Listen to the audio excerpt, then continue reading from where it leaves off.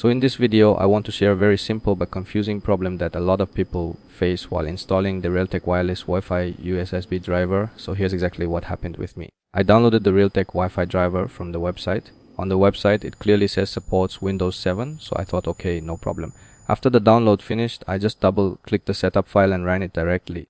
At first, everything looked normal. It said preparing to install, and then suddenly I got this error message saying, sorry, we do not support this operating system. And don't keep reopening the setup again and again, because that's not the real issue. Now here's the important part. The problem was not Windows.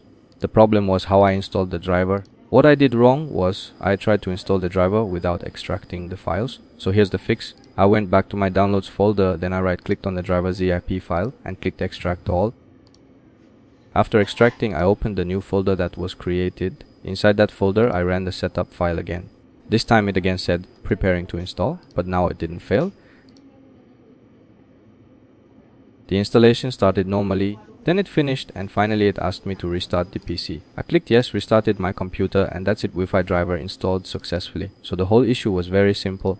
Sometimes, if you try to install the driver directly from the zip file, it gives this operating system not supported error, even though your Windows is actually supported. So always remember, extract the driver files first, then run the setup from inside the extracted folder. That's it for this video.